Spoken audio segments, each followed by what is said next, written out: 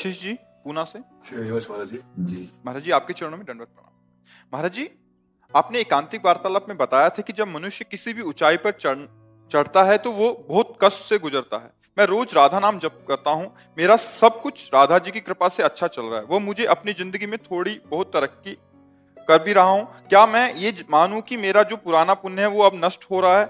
हाँ, और जो मैंने जाने जाने में पाप किए हैं और जो पुराने पाप हैं वो अब आगे बढ़कर आएंगे। कभी ना कभी तो मुझ पर हावी आए, होंगे। हाँ, पक्का चतुर खिलाड़ी वही है कि अगर इस समय पहलवान नीचे दबा हुआ तो इसका मतलब ये नहीं कि परास्त हो गया है। वो हिम्मत और अपनी साहस को बटोर कर एक बार मुझे पछाड़ेगा। उस दिन का इंतजार करने के लिए हमें दंड बैठक लगा के पहले से तैयारी करनी होगी। तो हमको नाम जप, शास्त्र स्वाध्याय और क्षमता की तरफ दृष्टि, दुख सुख में समान भाव, लाभ हानि में समान भाव, जय पराजय में समान भाव, मान अपमान में समान भाव, ये हमारा बल है। हम क्षमता के द्वारा दुख सुख पर विजय प्राप्त करके परम सुख को प्राप्त होंगे। अभी पुण्य का क्रम चल रहा है, नहीं तो कोई कोई नाम प्रारंभ करते हैं और दुखद परिस्थितियां आने लगती हैं। तो क्या ये नाम का परिणाम है? नहीं। तो ऐसे ही नाम शुरू कर दिया, अब जो चाहो होता चला जा रहा है, तो क्या नाम का परिणाम है? नहीं। नाम का परिणाम त्रिगुणातीत होता है, मायातीत होता है, कालातीत होता है। नाम के परिणाम में भगवदानंद होता है, विषयानंद नहीं होता। विषयों की उन्नति ये तो पुण्यों से होती है। नाम माया पर विजय प्राप्त कराता है। नाम तीनों शरीरों से राग रहित करता है। नाम सच्चिदानंद भगवान को अधीन करके हृदय में प्रकाशित करता है। इस पर फूले नहीं, दुखावे तो भूले नहीं। दोनों बातें समझो। अनुकूलता, अरे ठीक है, कोई खास बात नहीं है। दिन है तो शाम आने वाली है, रात आने वाली है, रात है तो सुबह होने वाला है। इस पर कोई खास बात नहीं है। अनुकूलता प्रतिकूलता कोई खास बात है। हमारा इस समय चिंतन क्या चल रहा है? यदि हमारा कृष्णाकार चिंतन चल रहा है तो नाचने का मन करो कि अविनाशी का चिंतन हो रहा। अब हमारा बाल बांका भी नहीं हो सकता। अगर चिंतन नहीं हो रहा कि हमारे ऊपर तो बड़ी कृपा है, जो मैं चाहता हूं होता चला जा रहा है, तो कल आप उसी कृपा सिंधु को कोसेंगे। लिख लो कागज में। क्यों? क्योंकि ये अनुकूलता प्रतिकूलता को भगवान से नहीं जोड़ा जाता। ये कर्मों का परिणाम है। भगवान से जो हम जुड़े हैं वो अनुकूलता प्रतिकूलता में समता प्रदान करेंगे। सम, भारी दुख की स्थिति में भी मुस्कुराहट में कोई फर्क नहीं, भारी सुख की स्थिति में भी कोई अहंकार नहीं। ये भजन से प्राप्त होता है। हाँ, बड़ी से बड़ी दुखद परिस्थिति नहीं। देखो इतने ऐसे ऐसे पापाचरण करने वाले, सब सुख सुविधाएं। सुदामा जी महाराज है, कई कई दिन भोजन नहीं मिलता, और कृष्णाकार वृत्ति है, भगवदाकार वृत्ति है। तो क्या हम कहेंगे उनको कि उनका भजन सही नहीं था? फिर इसके बाद द्वारिकापुरी जैसी सुदामापुरी बन गई, तो आप क्या कहेंगे? अब कृष्ण कृपा हुई? नहीं नहीं नहीं, कृष्ण कृपा पहले भी थी, अब भी है। वो समान रहे। सुदामापुरी बनने पर भी उनको कोई हर्ष नहीं हुआ, और कई कई दिन भोजन ना मिलने पर उनको कोई शोक नहीं हुआ, कोई ग्लानि नहीं हुई। वो वही कहते थे, मेरे मित्र श्री कृष्ण जिसमें राजी मैं उसी में राजी।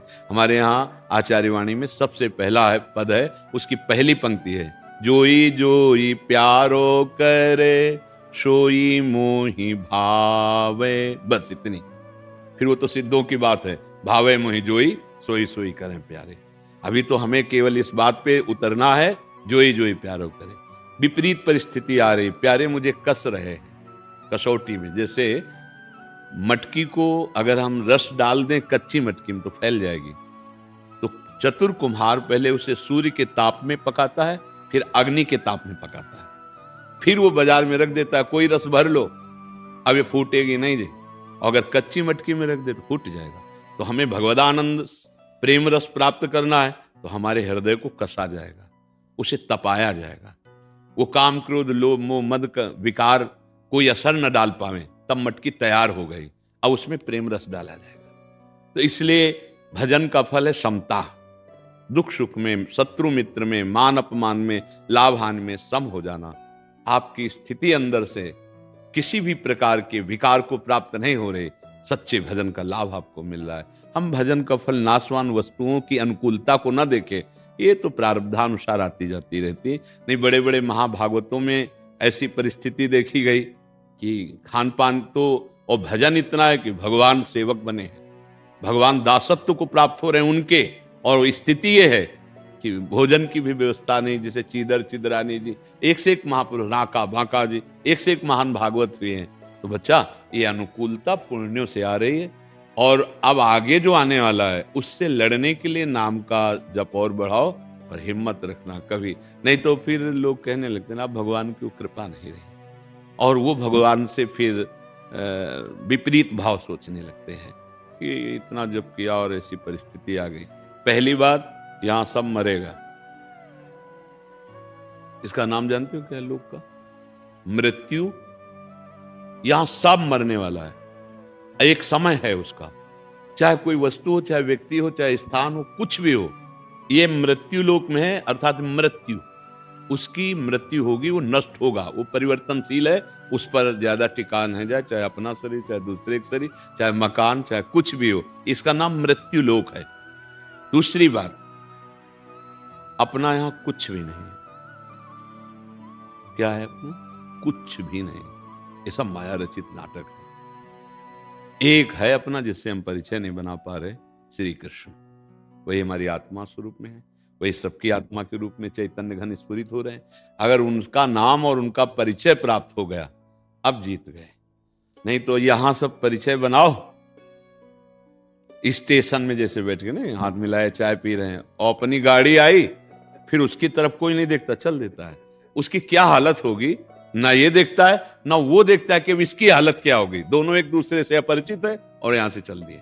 परिचय बनाते बनाते जीवन हो गया, प्लानिंग करते करते पूरा जीवन हो गया, ना प्लानिंग पूरी हुई, ना किसी से परिचय हुआ। आसक्ति जो पाप और पुण्य कर्म करवाए वो फिर भोग। इस बार हम परिचय प्राप्त करेंगे श्री कृष्ण का, किशोरी जी का, राधा राधा राधा, कृष्ण कृष्ण कृष्ण, और जो कर्तव्य कर्म हैं वो भगवान को अर्पित करते हुए इस बार हम भगवत प्राप्ति करेंगे।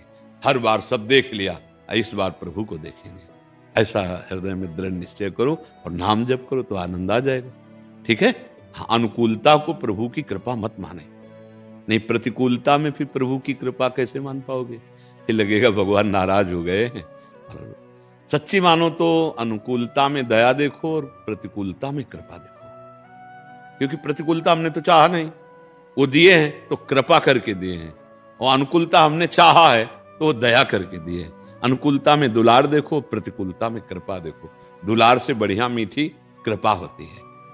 क्या हो? प्रतिकूलता में भगवान के सिवा और कोई याद नहीं आएगा अगर भगत हो तो, क्योंकि कोई है नहीं दूसरा।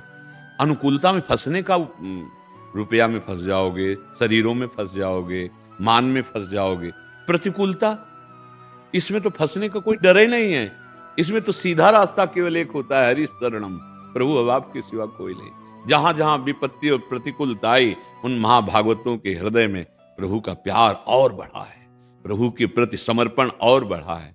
पर ये थोड़ा आगे चलकर समझ में आएगा। अभी तो हम नाम जप करें और प्रभु से प्रार्थना करें कि हमको क्षमता प्रदान करें, सुख दुख में, लाभ हानि में सम हम रहें। सुख दुखे समय कृत्वा लाभा लाभो जया जयो, सत्र मित्र समझान मान मान अपमान सम। अगर आपको हमारी वीडियो अच्छी लगी हो तो हमारे चैनल को लाइक, शेयर एंड सब्सक्राइब जरूर करें। हमारी वीडियो को जितना दूर